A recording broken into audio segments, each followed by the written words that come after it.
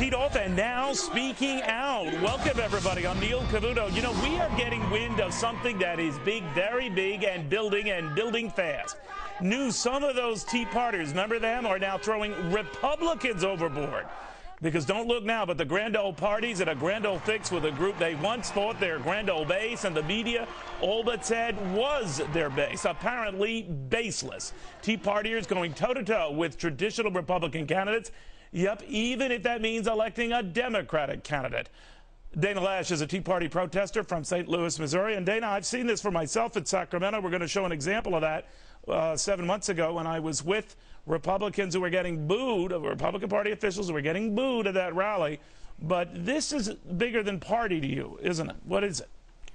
It is, Neil, and thanks for having me on. It is, and I think, this is happening in cities all across the country, and I cannot think of a better representation as to what is going on and why Tea Partiers are so upset with the GOP right now than what is happening in New York's 23rd Congressional District. And just today, Newt Gingrich came out in support of Dede Scozzafava, who is the Republican nominee, and she's Acorn-backed. She's endorsed by the Working Families Party. She's pro-abortion. She's pro-stimulus. She's pro-card check. She's not even a rhino. She's a Democrat. She's even endorsed by Daily Kos. They endorse. So bottom line, you're right. So you use the example. If you think the Republicans are veering off course, you're going to call them on it. We're showing to the stream right of the screen when we were in Sacramento earlier in the spring. And I had a chance to catch up then when I was out there with the Republican chairman in that state. I got wind of this then. People didn't believe it then. Listen to this. Issues start with movements, and then they go into parties, and then they go into government. And what happens is... I'm wondering if this is even going to be a Republican Party. I'm wondering if this is maybe the start of a different one. No, I think it's a Republican, but what needs to happen is that everybody... No, they don't like your party lately. They've been kind of ticked off. Well, I'll tell you, we have had Republicans in this legislature overwhelmingly vote against raising taxes time and time and time again. We recall the Democrat Governor Gray Davis in 2003. We didn't recall the legislature. You know, when I was there, what's interesting about that, Dana, that was Ron Nerin, the California Republican Party chairman, who was getting booed. He was getting booed. And so when I was saying, you know, the people I was talking to, there's ticked off Republicans, they're ticked off Democrats, they're angry at everybody. A lot of folks didn't believe me. I saw it for myself out there. I'm seeing groups like your own expand on this point today. To what end? Where's this going?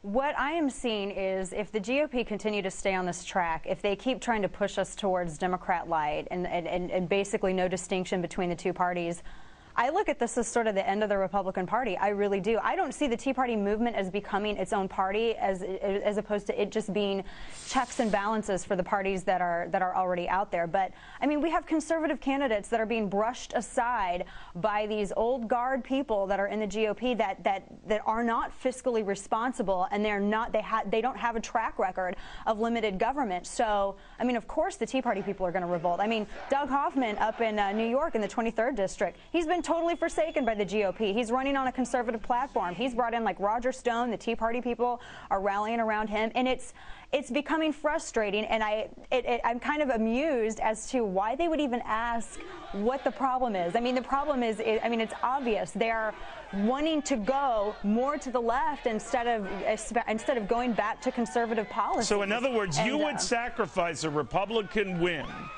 if they weren't staying true to your core principles, conservative fiscal and other principles, right? Possibly. I mean, there is the strategy called the lesser of two evils, but if we get more and more cases like what's going on in the 23rd district, that's not even a lesser of two evils. That's just evil A and evil B. And I don't mean to be disparaging, but I mean, that's just, that's the only way I can put it eloquently. But I mean, if we keep seeing more and more instances like that, yeah, I mean, I don't see myself voting for a Republican who's no different than a Democrat or someone from the Working Families Party. I can't, in good faith, vote for a candidate like that, and I don't think that anybody else in the Tea Party movement can either. We need true conservative candidates that are on a true conservative platform, limited government, and just keeping the government out of everybody's lives, fiscal responsibility.